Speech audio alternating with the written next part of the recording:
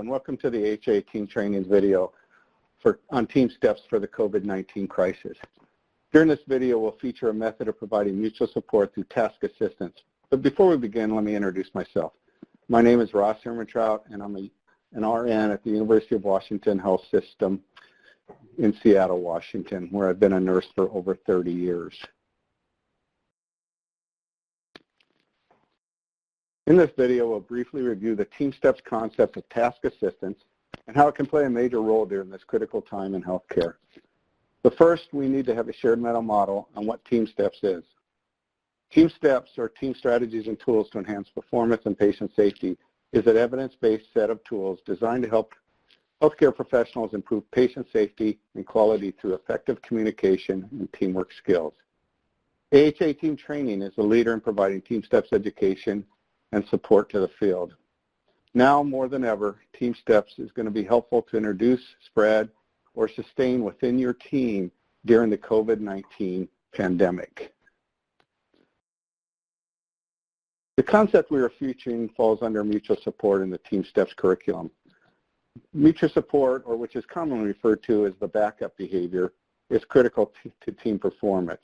It involves things such as assisting each other, or task assistance, which we're going to focus on during this module, providing and receiving constructive feedback, and exerting assertive and advocacy behaviors when patient safety is threatened. Mutual support is the essence of teamwork. For example, in a healthcare environment, one team member's workload may result in fatal consequences. Mutual support provides a safety net to help prevent errors, increase effectiveness, as well as minimize strain caused by work overload. During this video, we're going to focus on task assistance and how it fosters team adaptability, mutual trust, and team orientation. By the end of this, you should have some ideas on how you can incorporate task assistance discussion into your briefs, huddles, and debriefs, and how we can better support each other on the front line during COVID-19. What is task assistance? So it's basically a culture where team members foster a climate in which it is expected that assistance will be actively sought and offered as a method for reducing the occurrence of error. Overall, I think healthcare professionals are pretty good pulling together as a team in time of crisis, such as the COVID-19 pandemic. However, we have some opportunities to take this to the next level to support each other, and that's what we're going to focus on today. I think we can all agree we're pretty good at offering task assistance to other people, but one thing we might consider as we move forward is the specific tasks we offer people when we're doing that. Sometimes we're not sure what to offer, and we'll just walk in and say, hey Bob, can I help you with something? Well, at this point, Bob may be so overwhelmed with what he has to do that he's not quite sure what to ask for. So being more specific with your offers if possible. An easy example is say, hey, Bob, can I pass your medications? I can see you're busy. I'm free and I can help you with that. Or more specific to the environment right now with COVID-19 is offer to be a runner for somebody so they can stay in the room with all their PPE on, and you can spend the next 10 minutes or whatever it is running, get them the supplies they need, get them their medications or whatever they need so they don't have to step out of that room more frequently, requiring them to do extra donning and doffing, which we all know is a critical time at putting healthcare providers at risk for contamination. The other side of this is asking for assistance, and generally it's human nature to struggle with this. Like I said, I think we're good at offering, but sometimes we struggle with asking, and there's many reasons for this. Previous experience with responses from others has made us feel incompetent or weak, and we're all new to this pandemic, so feeling comfortable offering and asking for help will play a major role in getting healthcare professionals through these difficult times. So as we move on with this COVID-19 crisis, fatigue and stress are going to be common factors leading to the risk of breakdowns in teamwork and communication. We know these are going to be prevalent in the next couple months, and we'll be worried about, will I get sick? Will I take the virus home to my family. These are real issues with every healthcare provider, and we've all seen interviews with healthcare providers talking about this risk.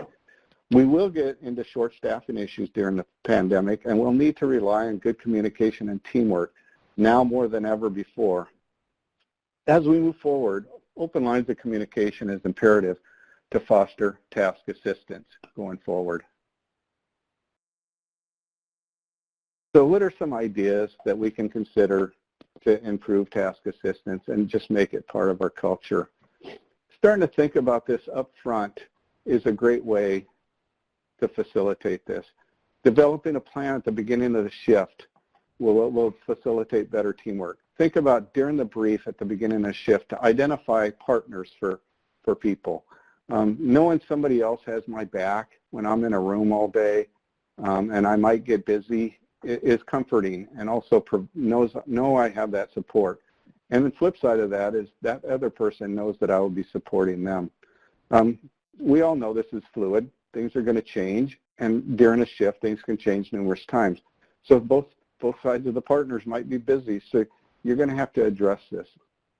Empower people during this brief to speak up and ask for help if they're, for lack of a better term, drowning. And again, this goes back to how comfortable are we asking for task assistance. So during the brief or at the end of the brief, if somebody says, hey, we're all in this together, this is new to all of us, how are we going to make sure that we provide support to each other throughout this shift? And then one last thing is to consider some very short huddles during the day to check in on what people might need. This is something we've put into practice, not only just during the current COVID-19 pandemic, but we've been doing this for a while in a lot of our areas, where once a shift, they'll get together, and the sole purpose of that huddle is to see who's struggling with their assignment and who has opportunities that can help out those people that are struggling. It's just a great way to provide task assistance. This huddle can be done in 1 to 2 minutes and make sure that people are getting the help they need. Another thing that's been popular is develop a plan for having an observer available for proper donning and doffing to protect each other from contamination. And this applies to people actually in the room, not just the donning and doffing part of it. So think about a respiratory therapist. They're going to be spending a lot of time in a patient's airway doing procedures that are going to aerosolize secretions and whatnot and put them at higher risk. So the observer can be making sure that that respiratory therapist is safe while they're doing the procedure, but also as they step out of the room, that observer can be there to help them doff appropriately, because again, we know that doffing is a high risk for contamination to the healthcare provider. So providing that ability to make sure that the doffing is being done well and in fact actually helping them. This doesn't need to be a highly trained clinical person to do this. This is somebody that needs to be trained on donning and doffing and appropriate use of PPE. But it's somebody that can just keep an eye on that other person. And then another example is setting time limits for staff to remain in the room before getting a break. And this was something that was utilized in the Ebola crisis years ago. And obviously, COVID-19 is becoming more of an impact than Ebola was. But the same principles can be applied here, I think. And the goal here is to prevent people from going into and out of a room frequently, which again requires often donning and doffing, leading to increased risk. But we can't leave a person in the room for 4 or 5 straight hours, because then we start worrying about fatigue and exhaustion setting in at that point. And that's going to be a critical point where errors and contamination will occur, not only to the provider, but also the patient. So setting a time limit for people to come in and out, for people to be in a room, is an important part of task assistance. Finally, as we move into this crisis, reallocation of resource has a potential to increase stress on staff.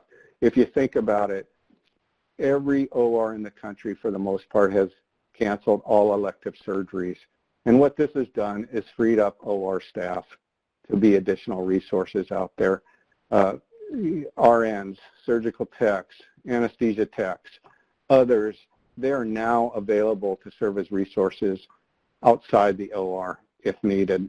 And these people, for just personal examples, my wife's an OR nurse and has been one for over 30 years. She's now going to be asked to go into the acute care setting and help out there.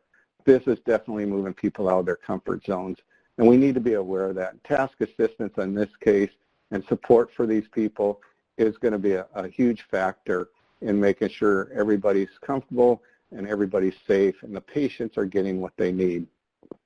Examples of that are clinic staff are going to be asked to go into the inpatient setting and, again, moving out of their comfort zone. So thinking about that as we move forward. Another thing we should really consider looking at is identify options to decrease trips into the patient's room. And this may not seem like task assistance, but it really is. How do we assist those people to make it easier for them to do their jobs? And ultimately, all of us went to school to become healthcare providers, and part of that is working with families and dealing directly with patients and being there for them in their time of need. Well, unfortunately, COVID-19 has changed that somewhat, and we're not able to face-to-face talk with families anymore and struggling getting into having those conversations with patients. So we need to tap into technology. In those areas that have patient video monitors, we need to use those so we can keep the eye on the patient. And a great thing I heard from New York City is nurses have put IV tubing extensions on so they can extend the tubing out to the pump, which was set directly outside the patient's room, so they can monitor the patient's IV solutions without going into the room. Again, not the perfect example of the way we like to function as far as having interaction with our patients, but in this time, it's a necessity. So thinking of ideas like that. And then finally, consider involving your peer-to-peer programs for support for staff. And if you don't have a peer-to-peer program, there's other options out there. Whatever emotional support you can provide for the healthcare providers in this time is going to be important, because this is affecting every one of us physically but emotionally too. As I talked about, we're worried about taking this home to our family. We're worried about getting sick ourselves. We're exhausted. We're not able to provide that support to patients that we're used to providing. So think about how you can support your staff moving forward on this. So with that, I'd like to finish up and thank you for listening to this. AHA Team Training is here to support you during the COVID-19 crisis and for all of your future patient safety and quality improvement needs. Feel free to get in touch with the team should you need any additional assistance or resources. Thank you.